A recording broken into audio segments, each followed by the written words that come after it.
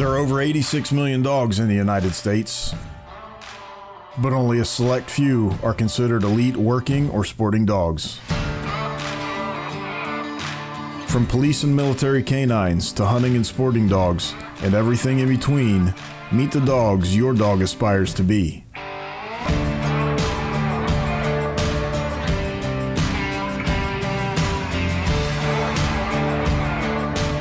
Get ready to see man's best friend in a whole new light. This is Unleashed.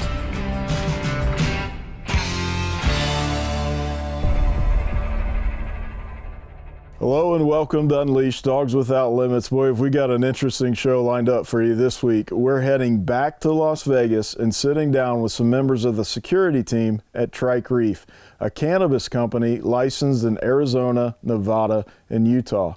Now, it's no secret that across the country, laws governing marijuana usage are changing. Currently, 36 states have laws allowing marijuana to be used for medical purposes, and in 17 states, it's legal to use it recreationally.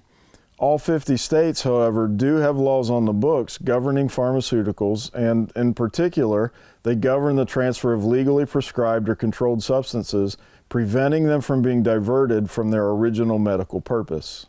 Now, regardless of how you feel about the legalization of marijuana, one thing's for certain: Trike Reef is using the capabilities of a dog in a very unique way. So we sat down with the Canine team at Reef Dispensary to find out how they're using dogs to make a big difference. My name is Guy Joslin. I'm Director of Security with Trike Reef Security in Las Vegas, Nevada. I've been with the company, this April will be 5 years. Trike Reef, we're a cannabis company. We're licensed in Nevada, Arizona, and Utah. We're a well-known company internationally. We've been in business about 7 years. We've been selling marijuana for about 5. We were here from the beginning, and we have serviced over 6 million customers in that 5 years. So we're a well-represented company and well-established. I started in this security team, we had 7 people. We're at we're well over 60 now throughout the company. It's a place for vets that I've hired and former law enforcement, and sometimes a combination of both. And Trike Reef has represented for us an opportunity as guys that like to build and try new things and get in there and be in the front. This company literally wants to be first at everything. Security is no exception. And they really have opened the door and made that available for us to work as hard as we want and make this as good as we can. It was a tremendous opportunity that they gave us. Yeah. Well, Reef Dispensary, we have 2 stores here in Las Vegas, along with this grow house, which is where you're at now. We have 2 stores in Reno. We have a grow house and a store in Utah, and a grow house and 2 stores in Arizona. And we sell both medical and recreational weed here in all of our stores. The state of Nevada, when this started, this was a medical product. And some of my former background in law enforcement, I was a narcotics detective, and one of the jobs we did was narcotics diversion prevention. So this being a medical marijuana industry, when it opened, the state of Nevada required measures for diversion detection. They didn't tell us how to do it. They just asked that there be something in place. This company opted to try dogs. Probably 5-6 years ago, I could be off a little bit, but I was sitting in my office and I got a telephone call. Didn't know the person. And he asked me, if we could train him a drug dog or 2. And I said, absolutely, that's what we do. I said, what kind of dog you looking for? And I thought I was talking to a police officer. Turns out I was talking to the first legal marijuana grow in Las Vegas. And for a minute I thought, okay, one of my trainers is messing with me. Why would they want a trained drug dog in a drug warehouse? Well, it's a combination. The industry's famous for its losses. Pre-legal marijuana, it was very normal for people working in the industry. At the end of the day, take their rubber, grab a handful of weed in their rubber glove, pull it down, and leave with it. We have close to 500 employees. I don't know how many of them work in the cultivation exactly, but if every day somebody took a handful, it adds up. Some of the loss numbers that we've heard in the industry that were common were 5% and above. So to mitigate the losses to the company as well as to supply a solution to a state mandated compliance regulation, we opted to go with the Canine. And this is where we're at today. My name is Walter Simpson. I work for Trike Security at the moment, and I've been working with Nero here as a canine handler for 3 years. And he's an odor detection dog, and what we do is we search employees as they leave to make sure they're not helping us get rid of product.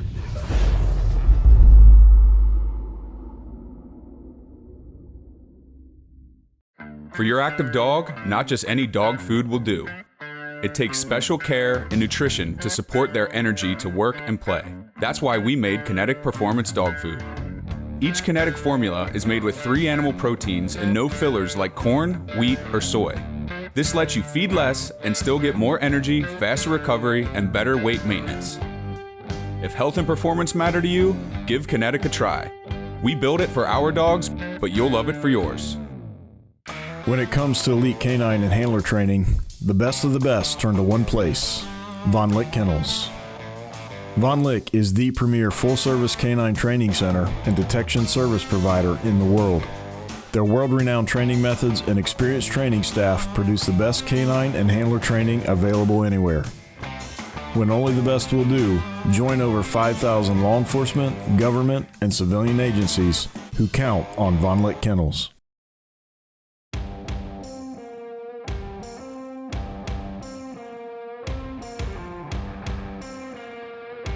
When this first started, what we were kind of up against, obviously, was how does a dog find marijuana in a place full of marijuana?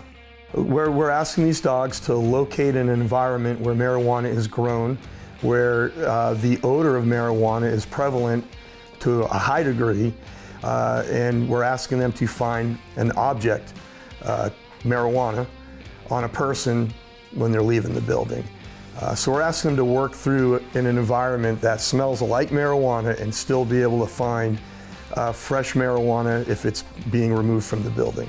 It's amazing to think that you're going to teach a dog to find something that is inside a place that's all you smell. But the average person, when they see this show, they're going to go, I wish you could make them smell it while they're watching it. Because when I first walked in here, when we first set this up, it would knock you down. It was, it's different, but that's what we're here for. Being such a high concentration of weed here, it has taken a lot of training from Guy Jocelyn to make sure he can find weed even on somebody, even a small nugget on somebody in this environment, because it's such a strong, potent odor here. And I'm sure he'll explain exactly how that process works. For me, in layman terms, Nero simply tries to find the source. If the closest source is in your pocket, which it doesn't belong in, that's where he's going to go. He's been trained over this period of time to look for weed where it belongs and not belong. They can walk down the hallway with 100 pounds of marijuana. He won't even notice it. He won't even look at it. But if you walk down the hallway with a bud in your pocket, where it's not supposed to be, that's what he's going to focus on. That's what he's going after. That's really, really oversimplifying it, but that's how I look at it, and it seems to work for me. Yeah, I mean, even when I first got Titan, when they told me about the job, I'm just like, how does that work? I'm like, everything smells like weed. Everything smells like that. I mean, how is the dog gonna locate it? And then, once I started working with Titan, I figured it out. It's still, till this day, I still find it pretty impressive that you can do that. And some days where I'm just like, all right, let's see what he can do. Let's see what I can fool him with. But no, gets it every time. Whether it's flour, shatter, there's tons of other products they make with it. He gets every single one of them. So looking, reaching down into the training that we received, we honestly use very fundamental, basic training to make this work. But what we had to look at were the thresholds. So what's the difference between a person in a Tyvek suit covered in plant material that stinks, smells like marijuana, or an object that actually has a volatility of odor or vapor being released from it. Their dogs smell, I've heard numbers from 35 million receptor cells in their nose, and like thousands and thousands of times higher than a human being. Dogs have the ability to discriminate odor. So we have a thing that is called the stew. It's called the stew theory. So when we train a dog on marijuana, and if we train him on a live plant, everything in that plant that dog knows as soon as he's imprinted on it. Then we can separate out those individual things, and that dog's still going to know what that molecule is. The stew theory, the way I look at it, is you're talking about grandma's kitchen. She's cooking stew. A human being walks in, they smell stew. A dog walks in that same kitchen and he smells the peas, the carrots, all the ingredients, and he does it in one breath. That helps us in our training because we can train multiple odors on one dog very easily, and that dog can differentiate those odors. The stew theory here is you've got a pot of stew, but inside that stew is the object that you're looking for. And it's an anomaly to be on a person. The odor is everywhere in here, but hidden inside a person is what they're looking for. It's a game for them. If we use the stew theory, what a dog learns first, he learns best. If he learns them all first, he knows them all best. And then the ones we select that he is able to discover, that we want him to discover in searches, are the ones we turn around and separate, and then we reinforce those. The part we don't totally understand is, at least I do not, is what's going on with a dog right there, that he doesn't care about this one, and he does care about this one. We just know dogs can they can tell that those different levels of threshold. It really just comes down to that. Here's a threshold and here's a threshold, and the dog doesn't care about this because we never give him a reward for it. So in the training we set it up. We put a guy in a suit, or a bunch of guys in suits that just have odor on them, and then we have a guy in a suit just like that, but he has an object on him. And as we work through it, the dog doesn't get paid for the non-objects. When he gets to the object, he gets paid. It's a hard explanation to give you, to be honest, because a lot of it was kind of theory when we started, but we do know it's threshold, and we do know it works. Love to see somebody study that deep to really understand, but you can't find anything that travels in the air that a dog can't be trained to find. Just can't. So they've got more uses than we even probably have dogs to put to use.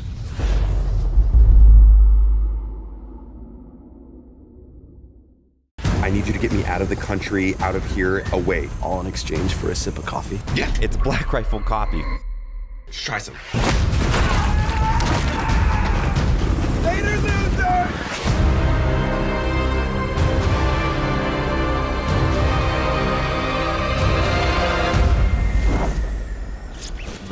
Why don't you head over to blackriflecoffee.com and get yourself set up with a coffee club subscription. Feel like the season just got started? Well, there's no reason to stop hunting now. At Highland Hunting, you can enjoy a great upland experience through the end of March.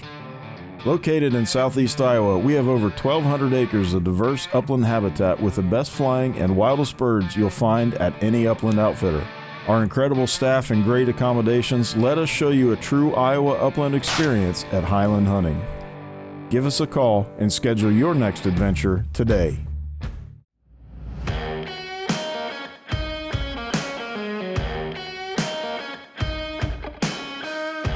My name is Orlando Ochoa. I've been working with Trike Security for, I want to say, about 3.5 years now. Been working with Titan since day one. The ritual we have daily is get up, I'll go exercise them, let them run around. We go to work, people come in. If we're not doing anything, if I'm not busy doing anything with security or transporting, me and him will go into back lot and just odor train, or sometimes we'll have people, who are coming in small group trying to leave. I'm like, hey, you know what, hide this for me. They'll hide it, they'll go do a search, find it, get paid. I mean, you know, it's kind of just a repetitive thing every day. We constantly train day in and day out. We exercise, we train, we show the employees here, try to show them on a daily basis with training aids that we have with a little bit of marijuana in it. We put it on these folks and show them how the dog will come find it immediately and what the response is. And at that time, I'll explain to them what it is that they're facing if we do find them stealing. And we search their bags, we search anything coming out of here every time they leave, whether to lunch or at the end of the day. And we routinely meet them at the door coming into work also, because we're also not allowed to bring anything into the company. I don't necessarily search him coming in, but he's there and he greets them and he says hello to everybody, does their circles. If they have something, he'll normally find it. And we have found a few things. And of course, we'll just have them take it back out to the car and carry on with our day. Dogs need continual reinforcement and training. I mean, what makes a dog search again is the fact they got a reward before. So they know that's what they're going after. So yeah, our guys pretty much train every day that they're at work. It's a daily thing. I mean, sometimes if you can't get to it that day, you have to make sure you get to it, that week. It has to be constantly trained because, I mean, it's kind of almost one of those things. It's not really if you don't use it, you lose it, but it'll be harder to get them into a routine. Dogs like to routine, especially working dogs.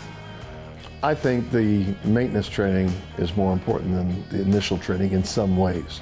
You could train a dog, and then if you never take it further and build it, change it, and keep it interesting for the dog, it can actually become boring for the dog. And it's not they want to have fun. They don't care about marijuana. They want to have fun playing a game with you. So you've got to keep the maintenance training up, throw in every variable you can throw in, and throughout the years you're going to find different variables just from working in it and being around different things. So maintenance training is important, and it's not just here, it's with every dog. You've got to keep them working. These dogs, because people love to pet dogs, and when they're searching, nobody can keep their hands off the dog. So we literally train the dogs to be touched in the middle. They'll just shove your hand out. They don't care. They'll work right through you. So they're used to being touched and probed. So people can't do things to try to distract the dog while they're searching. We used to have people what if I put a sandwich in my pocket? I said, well, we'll find it if he likes it, but if he sniffs it and we make you pull it out and it's a sandwich, we're learning, hey, any sandwiches in your pocket? Take them out, People know to come there with, ready to be searched now. For us, the way we search here, depending on location, you might end up searching an individual, you might have a line of 15 people. So that dog has got to be able to possibly search 15 people right there and not find anything. And then, there's going to be another group of people coming, and he may search them and not find anything, which is what we're hoping for. But eventually we need that dog to find something, and so he can get his reward, and we keep reinforcing what he's doing. So we'll do a hide on our employees. They get to see the dog finds what they hit on them, and that reinforces in the employee's mind that, hey, these dogs will catch you. We're doing this, we're showing you this because we want you to keep your job. And the truth is we do want people to continue their employment with us for their sake, for the company's sake. And we also, in the meantime, we're fulfilling a compliance for the state of Nevada that says we're making sure we're taking care of a potential issue.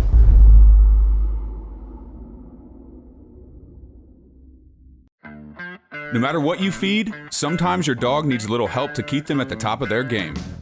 For some dogs, it can even mean the chance to just live a normal, healthy life. Our Kinetic supplements are formulated to meet specific needs to get and keep your dog at optimal health and performance. Your dog will love them, and you'll be amazed at the difference they make. If your dog needs an extra boost, give Kinetic a try. We build it for our dogs, and you'll love it for yours. So I know you feel protected in the suit. Don't make any sudden movements without me there giving specific instructions. You got it? Dogs love it. I heard that you just bought insurance online. You really should work with somebody like Tom, who has the experience and knows what he's doing. Oh, really? Safari Insurance is an independent agency. They represent companies like Auto Owners Insurance. They guide you by showing you all the coverages to keep you safe. Then you decide what fits you best. They guide, you decide.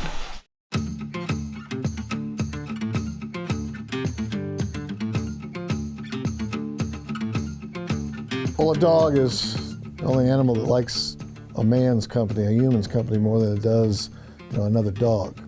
They have all the functions that we can, use to help us in farming and in raising other animals and protection. They have those skills and those abilities, so it's a perfect match. And they like being with us. And I think that's a man likes a companion. A man needs a companion, and with his nose and his abilities, it's a perfect match. The best thing about this dog, other than the amazing things he does here, is the fact that he lives with me. He's my partner here, he's my partner at home. He shops with me, he works out in the yard with me. This dog is with me all the time. And that's the amazing thing about my relationship with him. Oh, I mean, it's basically, we work together. He watches me, I watch him. I know what he's thinking, he knows what I'm thinking. He's basically my best bud. Yeah, and it's awesome when you get to work with your friends and your best buddies. But I mean, he's literally my best bud. So I mean, he's everywhere with me. I think I spent more time with him the last 3.5 years than I probably have with my wife I've been with for like 10 years. The employees here love having this dog. They don't get a lot of access to him. I'll let them scratch his head as they walk by and that kind of thing. But we try to keep a little distance, but they call for him, and normally they say hello to him before they do me. Sometimes I have to remind them that there's 2 ends to the leash. I think they got the idea now. The most of them are happy to see me also. Oh, they love having him around. I mean, as they come in, we'll kind of just stand there, and they'll come by, pet him, hi Titan, get their love in, and then go on. And then he'll even, when we're walking through the hallway and somebody's office door happens to be open, he'll, kind of wander in there, say his hello, and then we'll keep going. He's an employee here, and everybody likes him. I mean, I can walk the halls here, and this isn't even my home place, and everybody's like, "Oh, Titan's here," and they're happy. I'm like, "Yeah, I'm here too." But I guess everybody just likes Titan a lot more. People love dogs. We've had 1 or 2 people like, "I'm afraid of dogs," and we've gotten them over their fear of dogs. People who've had fear that have worked here, because it's policy the dog's going to come around, sniff you. Dogs are very non-aggressive. They've never even been played with rough. We just forbid it from the beginning and built a dog that likes people and likes to sniff people in this environment. And the few that have said, "Hey, I have a fear of dogs," we made little certain arrangements to get them used to it. But most of the time, within a week or 2, no matter how afraid they are of the dog, they're getting searched by the dog and they're okay with it. They just get over it. They see other people, they see the dog's gentle, and then they're just done being afraid. There's a little bit of technology out there, I think, that has a role in this stuff. But a computer or whatever piece of equipment they have can't walk a row of 14 cars and go under them and sniff, and it can't sit at the end of a row of 14 cars in the wind and collect air and tell you if there's a bomb in that row of cars somewhere. A dog can.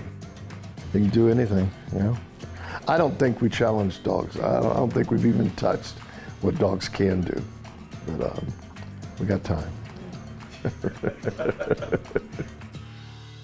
Now, I know I say this just about every week, but the things these dogs are capable of doing will absolutely blow you away. And Kenny said it best, we're only scratching the surface.